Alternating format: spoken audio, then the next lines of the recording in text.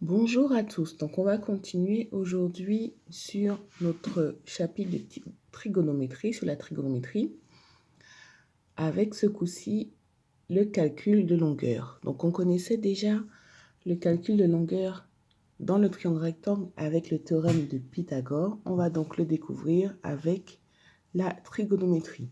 On va commencer par lire l'exercice 1 de la page 207. Donc, c'est que la partie A qui va nous intéresser. La partie B, on la fera dans un troisième paragraphe de cette leçon. Donc, donner une valeur rapprochée au dixième près de la longueur. Donc, on lit la solution de l'exercice 1 de la page 207. Donc, le triangle ABC est rectangle A. Donc, première chose, quand vous allez rédiger, toujours mettre déjà dans quel triangle on travaille. Ça n'a pas changé. Donc, c'est ce qu'on va faire aussi dans le numéro 2 de la page 207. Le triangle, il s'appelle encore ABC.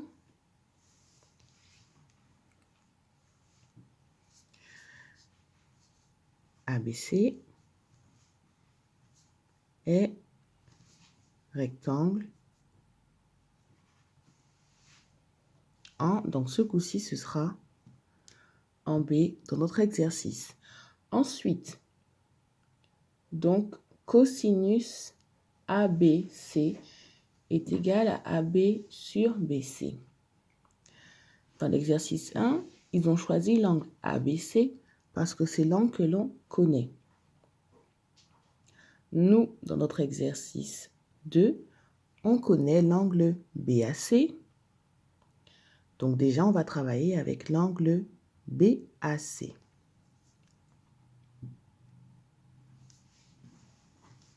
Parce que c'est l'angle que l'on connaît, on travaille avec lui.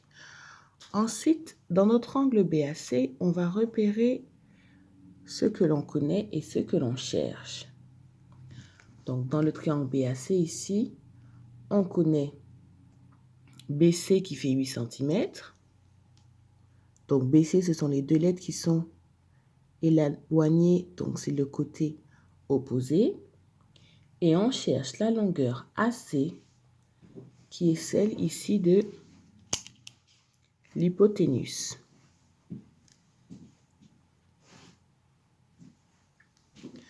Donc, côté opposé et hypoténuse, cela correspond au sinus de l'angle.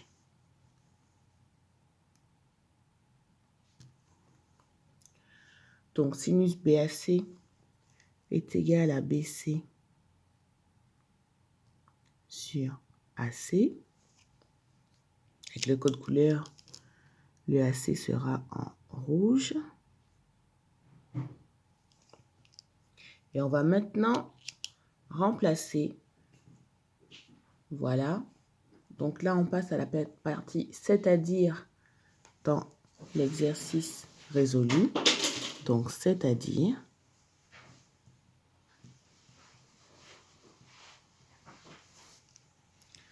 que sinus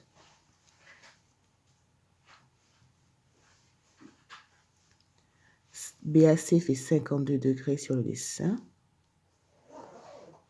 est égal à BC qui fait 8 cm sur le AC que l'on cherche. Ensuite, à l'aide des produits en croix, on va pouvoir isoler. Donc, AC fois sinus 52 degrés va être égal à 8. Je le rappelle, quand on n'a rien ici, ça veut dire que le dénominateur est 1. Donc, 8 fois 1, c'est 8 lui-même.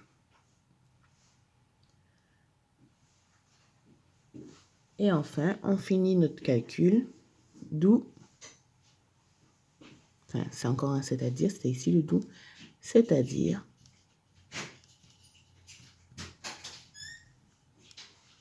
que AC va être égal à 8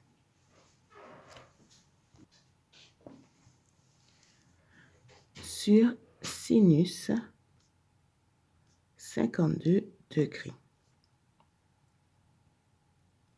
Ensuite, et là, il faudra effectivement utiliser avec la calculatrice. Bon, de toute façon, on sait très bien que les tables trigonométriques, vous ne les apprenez plus maintenant. On va trouver la valeur de AC. Donc, vous avez dans l'exercice, dans la partie 2 de la leçon, juste à gauche de votre main, la façon de taper sinus sur une calculatrice. Vous tapez tout ça et vous me mettez le résultat final ici. Attention au dixième près, donc un chiffre après la virgule. Donc ici, on a toujours les mêmes étapes. On veut calculer une longueur à l'aide de la trigonométrie. Donc, on va se situer dans le triangle qu'on utilise. Donc ici, le triangle il s'appelle EFG. Il est rectangle en E. Très important de repérer où est les rectangles pour mieux repérer l'hypoténuse. Bon, je rappelle quand même, l'hypoténuse, c'est le plus long côté. Ensuite, l'angle que l'on connaît, c'est l'angle EFG. C'est cet angle-là que l'on connaît. Ce que l'on connaît sur cet angle, sur le dessin, par rapport au dessin, on connaît déjà FG qui fait 7,5 cm. FG est connu. Et ce que l'on cherche, c'est EF. Et EF, ici, on le lit. Les deux lettres sont collées. Donc, c'est le côté adjacent. On a côté adjacent, on cherche côté adjacent. On a hypoténuse. La formule trigonométrique avec côté adjacent et hypoténuse, c'est le... Voilà, le cosinus. Et on va compléter. Donc, du coup, ça va être côté adjacent sur hypoténuse. Après, on va remplacer avec les valeurs que l'on connaît. Donc, c'est-à-dire, on respecte bien toutes les étapes de rédaction.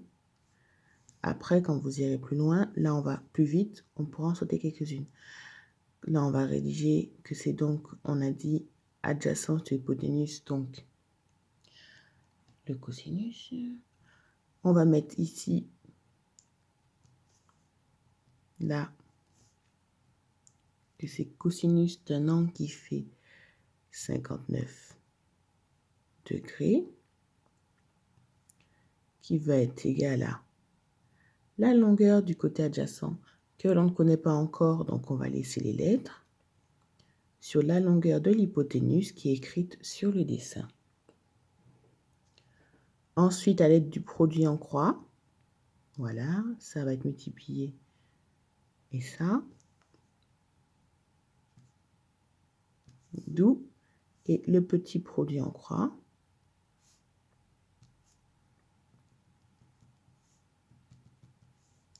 va être égal à la longueur que l'on cherche. Et là, c'est plus facile. On peut conclure, puisqu'il y a déjà les deux valeurs que l'on connaît, la longueur que l'on connaît et la trigonométrie que l'on connaît, la formule trigonométrique que l'on connaît, d'un même côté.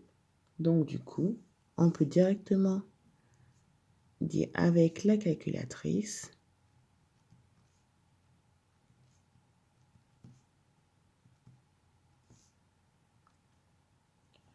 on va avoir que la longueur de EF est environ égale, donc toujours au dixième près, un chiffre après la virgule. On fait bien attention aux chiffres et des centièmes pour savoir l'arrondi que l'on met dans les dixièmes.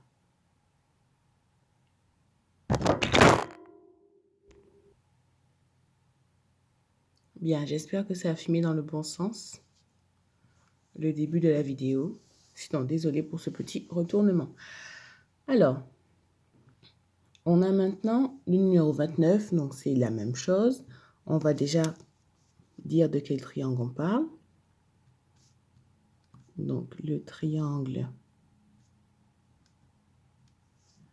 qui va s'appeler LJU, JUL, comme vous voulez.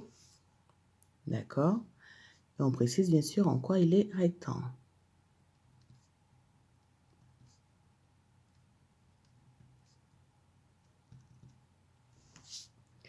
Donc, on le voit ici. Ensuite, pareil, on va analyser par rapport à l'angle que l'on connaît. Donc, ici, il s'appelle LJU.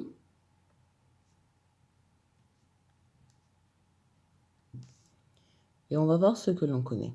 Donc, on connaît ici JU, qui est le plus long côté, donc l'hypoténuse. Et ce que l'on cherche, au dixième près de la longueur LU, donc ici, les lettres LU, elles sont là. Donc, il s'agit du côté opposé. Donc, on a le côté opposé et l'hypoténuse. Donc, il s'agit du sinus de notre angle LJU qui est égal à côté opposé sur hypoténuse. Ensuite, on va remplacer les valeurs que l'on connaît. Donc, sinus de l'angle qui fait 32 degrés.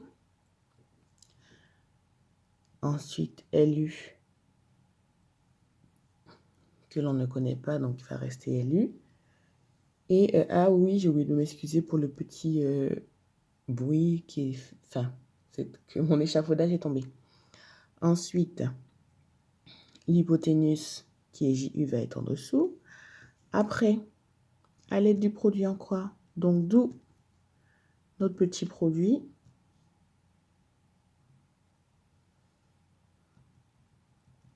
Voilà. Et si comme l'on cherche le côté opposé, on n'a pas besoin de faire plus.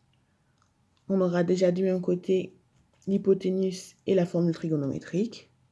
Donc, on peut conclure avec la calculatrice.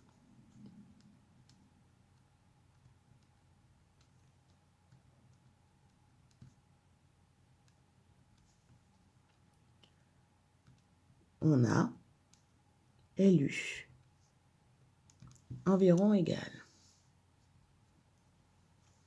Donc, voilà pour les étapes de ce petit exercice.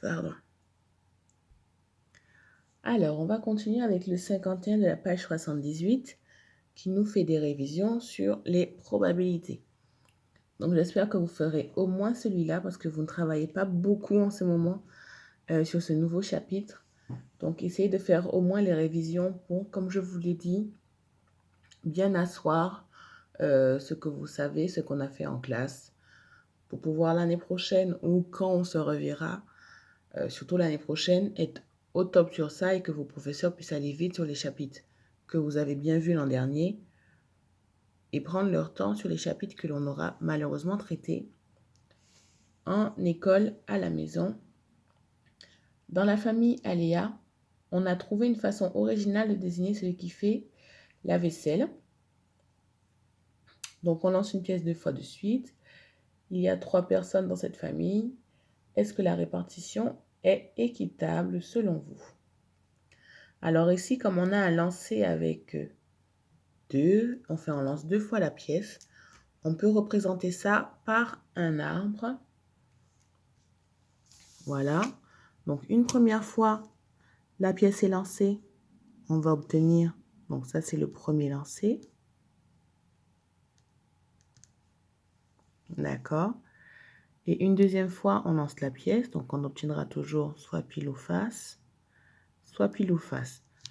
Donc, déjà là, étant donné qu'il y a 4 issues et 3 personnes, on se doute bien qu'il y aura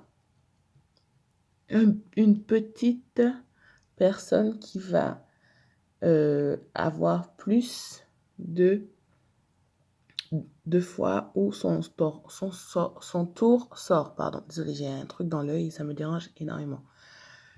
Donc, qui va avoir son tour qui sort. Donc là, vous pouvez juste conclure directement qu'il y a 4 issues. Donc, du coup, ça ne peut pas être équiprobable entre 3 personnes. Voilà pour cet exercice. Vous complétez au moins votre tableau, bien sûr, avant de conclure. On pouvait aussi lister toutes les issues possibles. Donc, ça va être pile et face, ou bien pile-pile, ou bien face la première fois et pile la deuxième fois, ou bien face-face. Donc ici, on voit que c'est celui qui a les 2 faces différentes qui va travailler un peu plus que les autres, puisque ça peut tomber dans les 2 sens. Voilà pour cet exercice. Bonne fin de journée à tous et vraiment accrochez-vous pour ce travail en confinement. J'ai demandé à monsieur MH ce qu'il fait pour son très bon travail en ce moment sur la trigonométrie. Il a regardé des vidéos tutoriels sur Internet. Donc vraiment, n'hésitez pas parce que son travail est bon. Donc c'est qu'il y a des choses sur Internet qui sont déjà faites. Peut-être avec une meilleure présentation que mon petit échafaudage qui tombe tout le temps. Donc n'hésitez pas à consulter d'autres vidéos sur Internet. Je vais vous en conseiller aujourd'hui. Mais il faut toujours travailler. Ne lâchez rien. Bonne fin de journée à tous.